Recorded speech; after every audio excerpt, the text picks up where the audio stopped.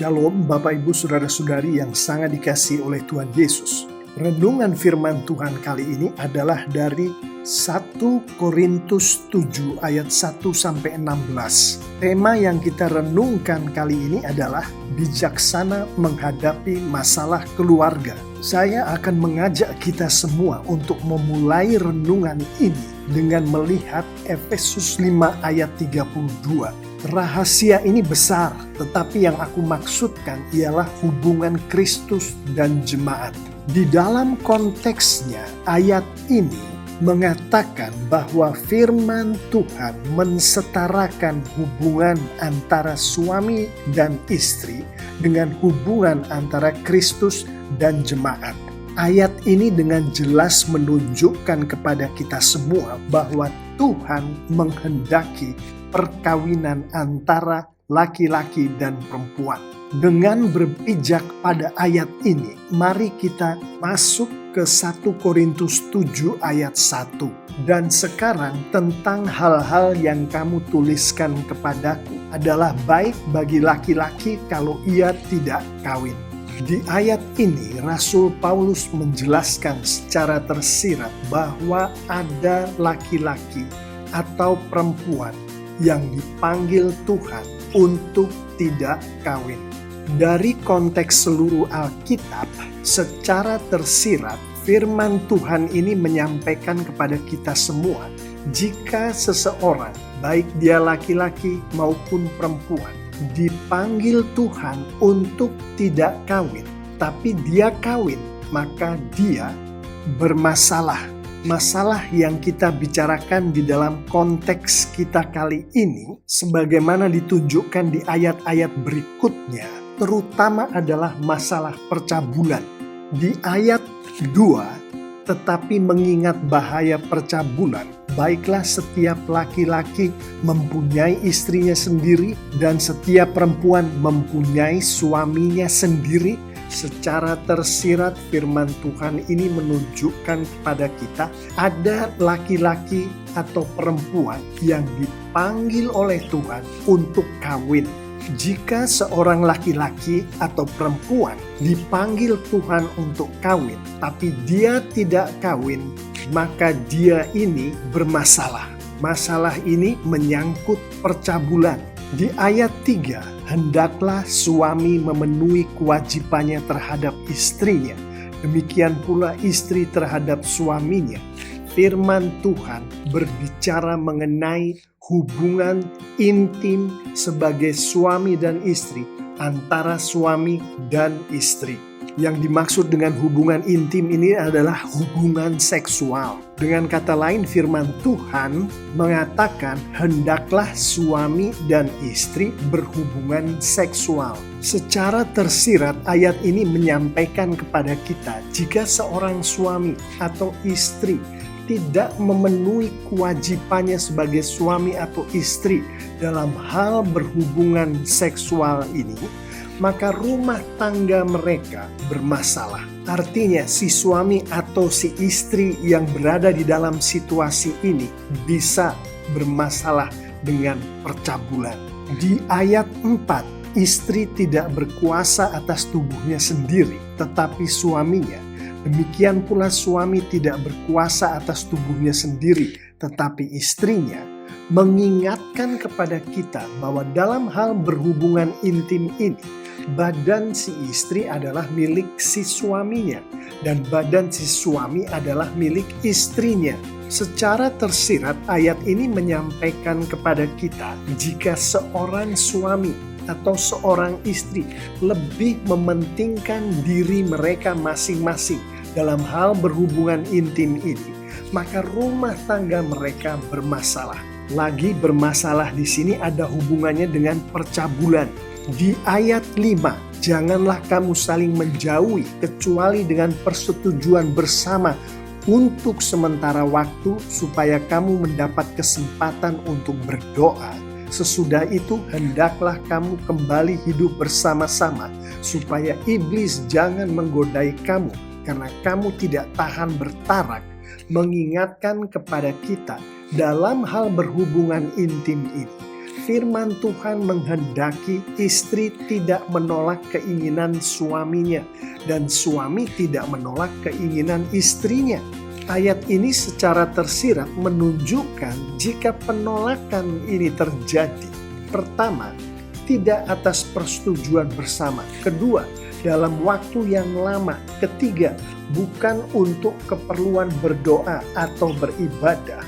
Maka rumah tangga mereka bermasalah. Lagi masalah di sini ada hubungannya dengan percabulan. Di ayat 6, hal ini kukatakan kepadamu sebagai kelonggaran, bukan sebagai perintah. Rasul Paulus mengatakan bahwa mengenai penolakan yang dia sampaikan di ayat 5 tadi, yang terjadi atas persetujuan bersama dalam waktu yang sementara atau singkat dan untuk keperluan berdoa atau beribadah itu adalah nasihat dari Rasul Paulus, bukan perintah. Di ayat 7, namun demikian alangkah baiknya kalau semua orang seperti aku, tetapi setiap orang menerima dari Allah karunia-Nya yang khas, yang seorang karunia ini, yang lain karunia itu. Ayat ini mengingatkan kepada kita semua bahwa setiap kita, baik laki-laki ataupun perempuan, memiliki karunia dalam hal kawin. Secara tersirat, ayat ini juga menunjukkan kepada kita mereka yang memiliki karunia untuk kawin namun tidak kawin, atau mereka yang memiliki karunia untuk tidak kawin tapi dia kawin. Maka orang-orang yang seperti ini akan memiliki masalahnya masing-masing di dalam kehidupan mereka. Di ayat 8, tetapi kepada orang-orang yang tidak kawin dan kepada janda-janda, aku anjurkan supaya baiklah mereka tinggal dalam keadaan seperti aku. Rasul Paulus memberikan nasihat, bukan perintah, bagi mereka yang belum menikah dan bagi suami atau istri yang istri atau suaminya sudah meninggal. Lebih baik mereka itu tetap hidup sendiri. Di ayat 9, tetapi kalau mereka tidak dapat menguasai diri, baiklah mereka kawin, sebab lebih baik kawin daripada hangus karena hawa nafsu.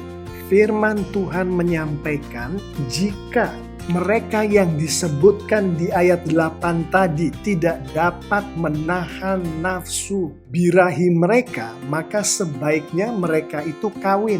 Sebab kalau mereka itu tidak kawin, maka mereka bermasalah. Kembali masalah ini adalah masalah percabulan.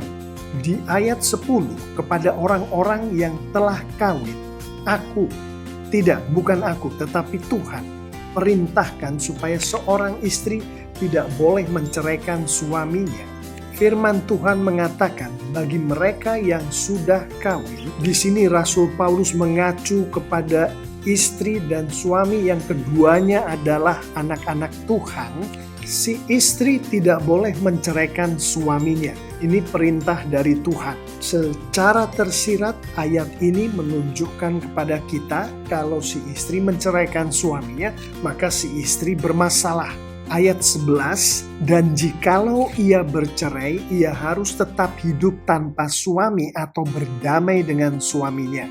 Dan seorang suami tidak boleh menceraikan istrinya. Ayat ini melengkapi ayat 10, di mana bagi istri yang menceraikan suaminya, si istri tidak boleh kawin lagi. Atau si istri ini boleh kembali lagi ke suaminya. Suami tidak boleh menceraikan istrinya. Ayat ini secara tersirat menunjukkan kepada kita istri yang cerai dan menikah lagi dengan laki-laki lain, dan suami yang menceraikan istrinya, mereka masing-masing bermasalah. Di ayat 12, kepada orang-orang lain aku, bukan Tuhan, katakan, kalau ada seorang saudara beristrikan seorang yang tidak beriman, dan perempuan itu mau hidup bersama-sama dengan dia, janganlah saudara itu menceraikan dia. Firman Tuhan menyampaikan jika seorang suami beristrikan perempuan yang tidak percaya pada Tuhan Yesus, jika si perempuan ini tidak mau bercerai, maka si suami tidak boleh menceraikannya. Secara tersirat ayat ini menunjukkan jika si suami menceraikan istrinya, maka si suami bermasalah. Melengkapi ayat 12 di ayat 13, dan kalau ada seorang istri bersuamikan seorang yang tidak beriman, dan laki-laki itu mau hidup bersama-sama dengan dia, janganlah ia menceraikan laki-laki itu. Firman Tuhan menunjukkan jika seorang istri bersuamikan laki-laki yang tidak percaya pada Tuhan Yesus, jika si laki-laki ini tidak mau bercerai, maka si istri tidak boleh menceraikan suaminya. Secara tersirat ayat ini menunjukkan jika si istri menceraikan suaminya, maka si istri itu bermasalah. Di ayat 14, karena suami yang tidak beriman itu dikuduskan oleh istrinya, dan istri yang tidak beriman itu dikuduskan oleh suaminya. Andai kata tidak demikian, niscaya anak-anakmu adalah anak cemar, tetapi sekarang mereka adalah anak-anak kudus. Firman Tuhan ini menunjukkan suami yang tidak beriman dilayakkan menjadi milik Tuhan karena istrinya yang beriman kepada Tuhan Yesus. Istri yang tidak beriman dilayakkan menjadi milik Tuhan karena suaminya yang beriman kepada Tuhan Yesus. Sehingga anak-anak dari mereka ini adalah anak-anak yang adalah milik Tuhan. Di ayat 15, tetapi kalau orang yang tidak beriman itu mau bercerai, biarlah ia bercerai. Dalam hal yang demikian, saudara atau saudari tidak terikat, tetapi Allah memanggil kamu untuk hidup dalam damai sejahtera. Rasul Paulus menambahkan, jika baik si suami maupun si istri yang tidak percaya pada Tuhan tadi menghendaki perceraian, maka si istri maupun si suami yang beriman kepada Tuhan Yesus hendaknya jangan menahan mereka, karena Tuhan tidak menghendaki pertikaian antara suami dan istri di dalam perkawinan. Di ayat 16, sebab bagaimana engkau mengetahui, hai istri, apakah engkau tidak akan menyelamatkan suamimu? Atau bagaimanakah engkau mengetahui, hai suami, apakah engkau tidak akan menyelamatkan istrimu? Rasul Paulus menyampaikan baik si suami maupun si istri yang beriman kepada Tuhan Yesus itu seyogyanya mengusahakan yang terbaik agar tidak terjadi perceraian, sebab Tuhan mungkin saja berencana menyelamatkan si istri maupun si suami yang tidak percaya kepada Tuhan Yesus itu melalui si suami atau si istri yang beriman kepada Tuhan Yesus. Bapak, Ibu, saudara-saudari yang sangat dikasihi oleh Tuhan Yesus, dengan berbagai masalah yang dihadapi oleh suami dan istri di dalam perkawinan, Tuhan menghendaki anak-anaknya, laki-laki dan perempuan, untuk kawin. Firman Tuhan mengatakan hal ini dengan jelas di Kejadian 1 ayat 27 sampai 28.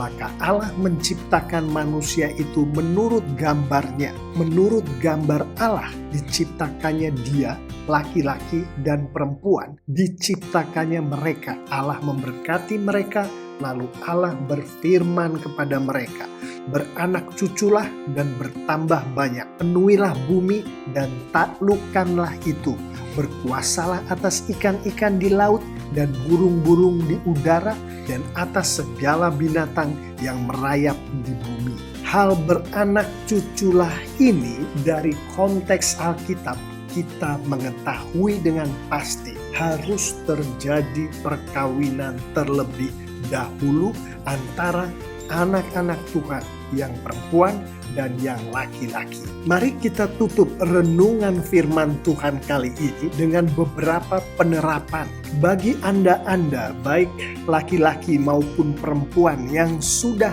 tiba waktunya untuk kawin. Penerapan-penerapan dari nas kita kali ini adalah penuhilah panggilan Anda baik sebagai laki-laki maupun sebagai perempuan dalam hal hubungan intim antara suami dan istri atau hubungan seksual antara suami dan istri. patuhilah petunjuk dari firman Tuhan. Hidupilah dan syukurilah karunia Tuhan akan perkawinan. Taatilah janji perkawinan. Jika Anda menikah, jangan bercerai. Bila Anda adalah laki-laki atau perempuan yang belum tiba saatnya untuk kawin, maka berdoalah bagi saudara Anda, bagi teman-teman Anda yang sudah tiba saatnya bagi mereka, baik laki-laki maupun perempuan, untuk kawin, supaya mereka diberkati oleh Tuhan di dalam mereka memenuhi panggilan, menghidupi karunia Tuhan akan perkawinan. Sharingkanlah kepada mereka apa yang Anda dengar kali ini. Saya mengimani jika anak-anak Tuhan mengikuti penerapan dari nas yang kita renungkan pada hari ini, maka Tuhan kita akan dipermuliakan. Dan anak-anak Tuhan yang mempermuliakan Tuhan, Alkitab mengatakan mereka akan diberkati oleh Tuhan dengan luar biasa. Amin.